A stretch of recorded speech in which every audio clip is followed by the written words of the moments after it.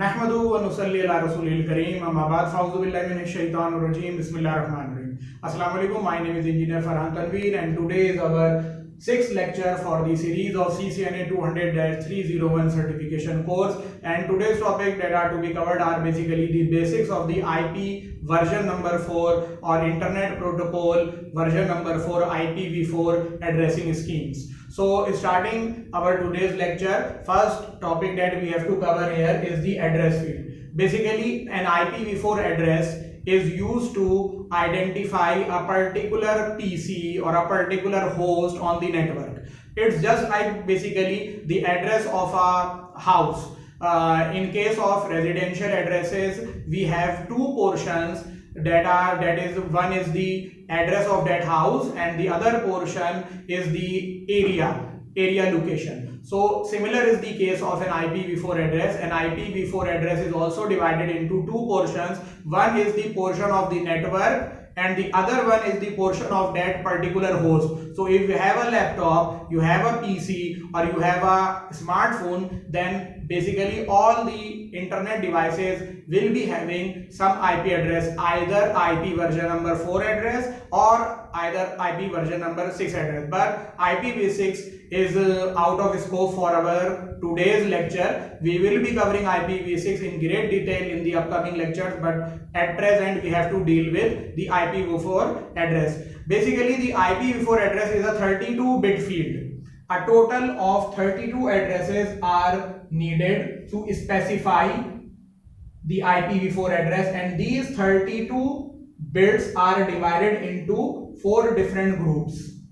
So if there are a total of 32 bits and we divide it into 4 different groups, then each group will be having 8 bits in it. So these 4 groups of 8 bits length are called octets. So we can say that in an IPv4 address there are a total of 4 octets. So this is the first octet and this one is the second octet, this is the third octet and this is the fourth octet. Octet basically means 8, a combination of 8 bits.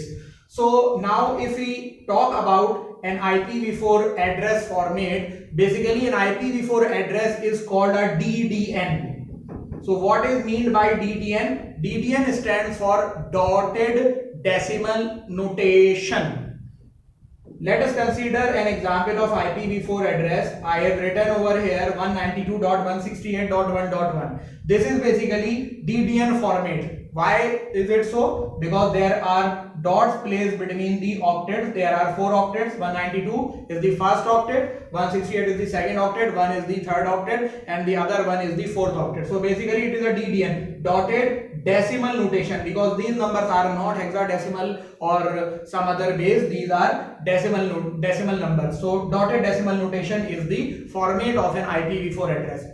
Second thing which I want to tell you about is the maximum and minimum address range that can be achieved by an IPv4 address. So as we can see that in each octet there are a total of 8 bits. So if we talk about a single octet, then the minimum value which this octet can achieve is basically 8 zeros. So there are total 8 zeros. This is the minimum value that can be obtained by an octet, and the maximum value that can be obtained by an octet is basically 8 ones.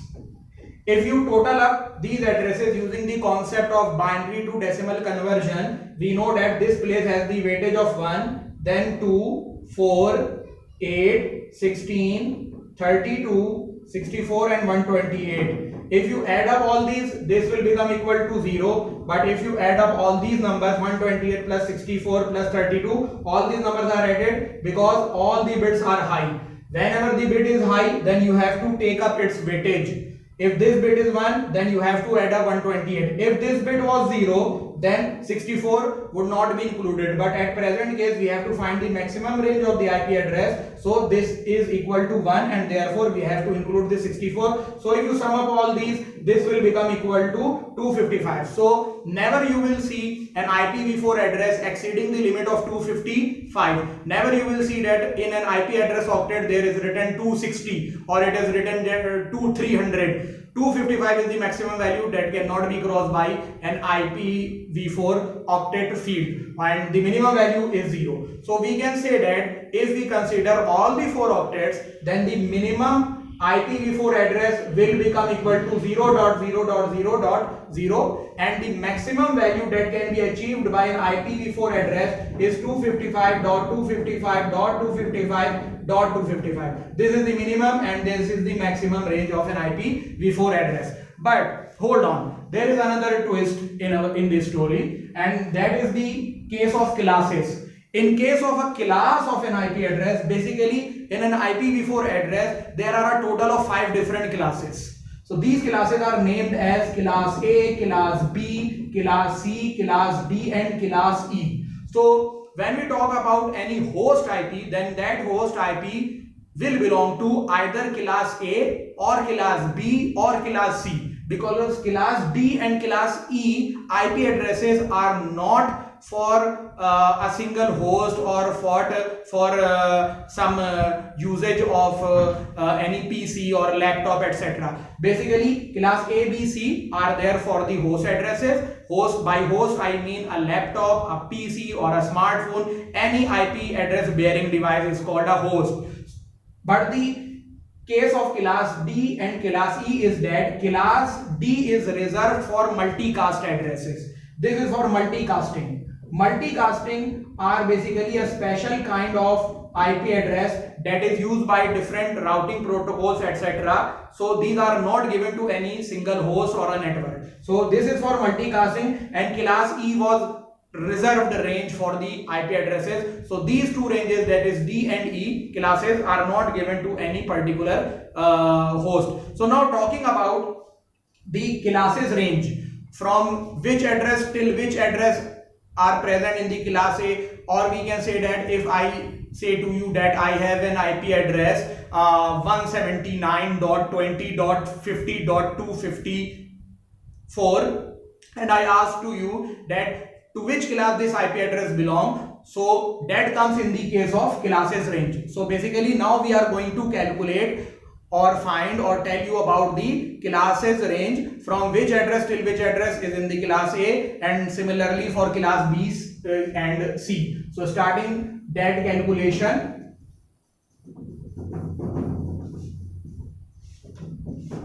if we talk about the class A address, then a class A address starts from 0 and maximum it goes to 127.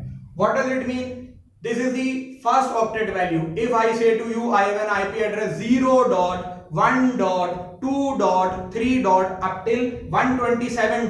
then you should know that this IP address belongs to the class A. If we talk about the class B starts from 128 and it moves to 191. So if I say to you that I have an IP address 128.4.4.4, then you will say that 128, sir told me that 128 belongs to the class B. And similarly, if we go for the class C, then class C starts from 192 and it moves to 223, and class D is from 224 till 239. And finally we have the class E. Class E is from 240 till 255. Now how are these ranges obtained? That I am going to tell you by using a simple calculation. It all depends upon the first octet initial bits, or we can say that these ranges are calculated by the MSB of the first octet. So I am going to find out the range of class A using a simple methodology. The thing is that in case of class A IP address, the starting first bit of the first octet, should be 0. In case of class B, the starting 2 bits of the first octet should be 10. That you should note somewhere. In case of class C, the starting 3 bits will be 110. So basically in case of class A, 0, class B 10, class C 110, class D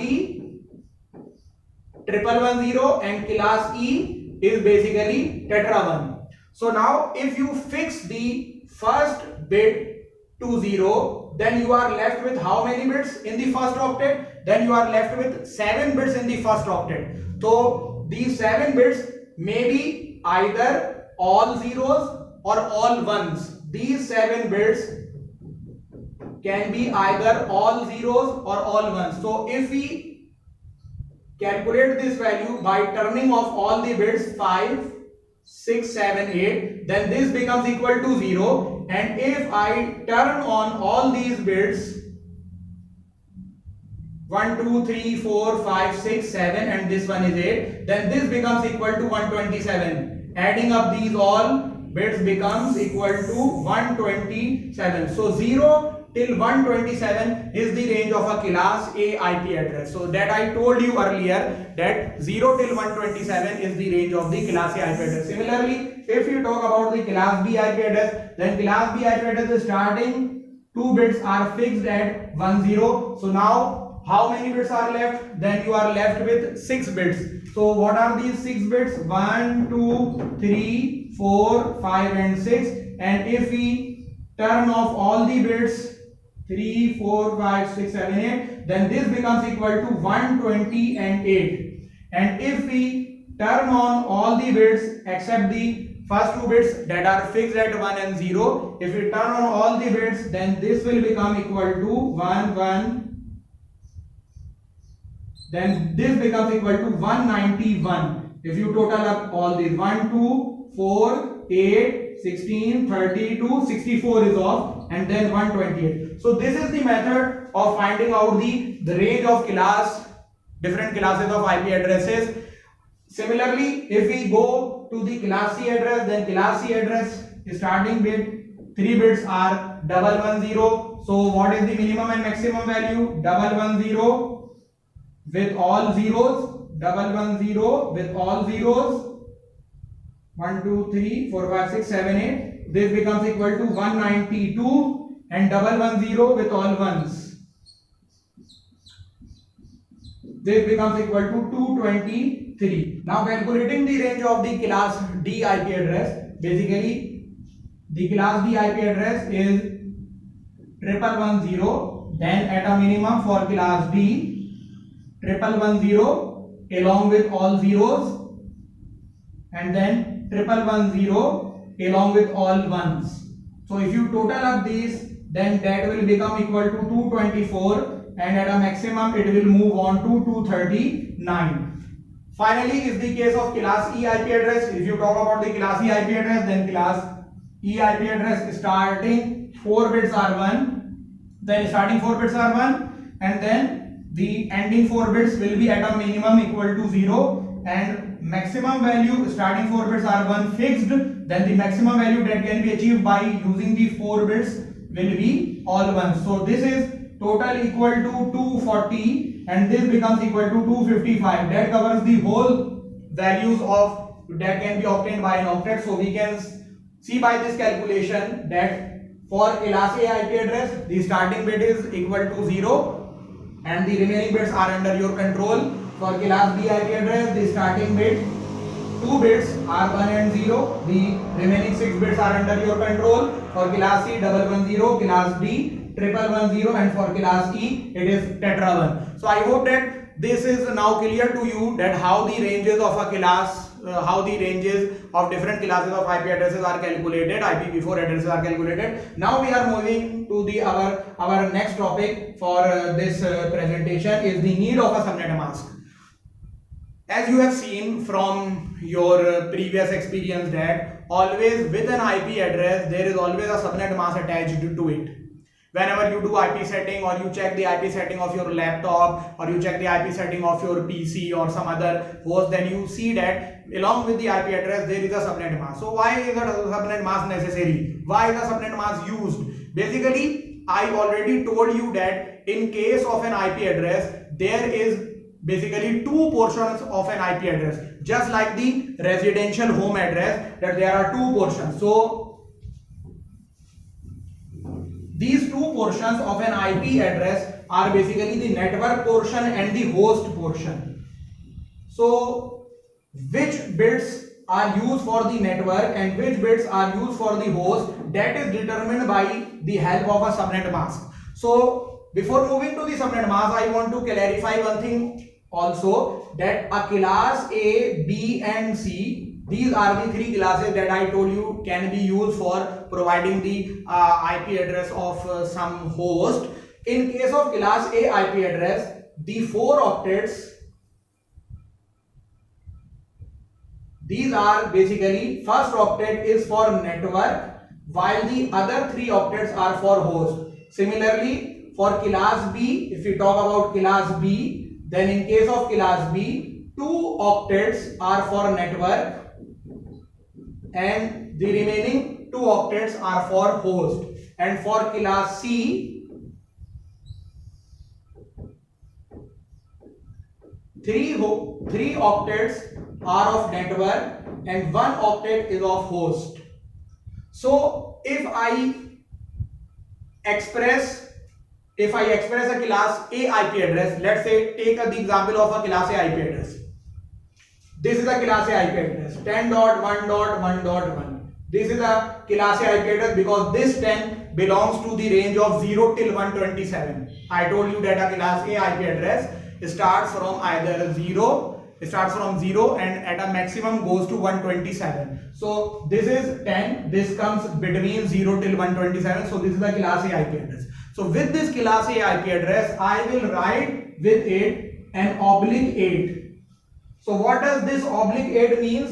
This /8 means that 8 bits are for the network portion. So there are total 32 bits in IPv4 address. So if 8 bits are for the network portion, then the remaining 24 bits will be for the host. Similarly, if I consider class B IP address, taking up some example of class B IP address, I have taken this example 172.16.3.1 because class B IP address starts from 128 and moves till 191. So 172 comes in between this range. So this 172.16.3.1, with this I will write 16. Why is it so? Because 16 bits, 8 bits from the first octet and the 8 bits of the second octet, these 16 bits are for the network portion. Similarly, if I consider the example of a class C IP address 192.168.3.1, then with it I will write an /24. So this /24 specifies that in this IP address the 3 octets, 8 bits and 8 bits belong to the network portion, while the 1 octet or the remaining 8 bits will be for the host portion. So I hope that this oblique notation is clear to you. This oblique notation is known as CIDR value. This is called CIDR. CIDR. What is meant by a CIDR value? CIDR means classless inter-domain routing. Classless inter-domain routing. CIDR value. So this CIDR value is 8, this CIDR value is 16 and this CIDR value is 24. These CIDR values can be written in the form of a subnet mask. You can write these CIDR values in the form of a subnet mask. It will also do the same. That is, it will tell you how many bits are for the network portion. Subnet mask tells you how many bits are for the network portion and ultimately how many bits are for the host portion. That can be found by you by simply subtracting from a total of 32 bits. So this 8 is equivalent in the language of subnet mask as 255.0.0.0. This is 255.0.0.0 because a total of 8 bits, if they are all turned to 1, if you have 8 bits and you turn all those bits equal to 1, then in value it will become 255. Similarly, here is /16, then /16 by the same logic will become equal to 255.255.0.0. This is the by default subnet mask for a class B address. This is the by default subnet mask for a class A address, and similarly for class C address we will write a 255 for the first octet, then another 255 for the second octet, then another 255 for the third octet. These 3 octets become equal to 24 and then a 0 will be placed over here. So this is the default subnet mask for a class C IP address.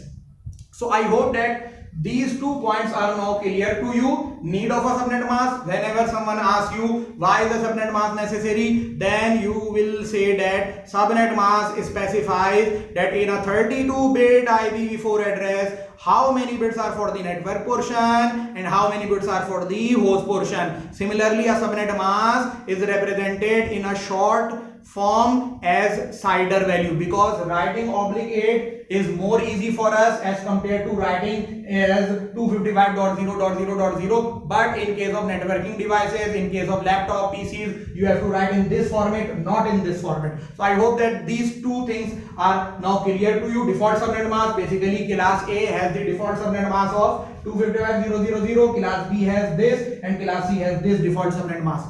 Now moving to one last portion of our today's lecture is that how many hosts can be obtained from a particular class of IP address, or rephrasing our question, when should we use a class A IP address, when should we use a class B IP address, and when should we use a class C IP address.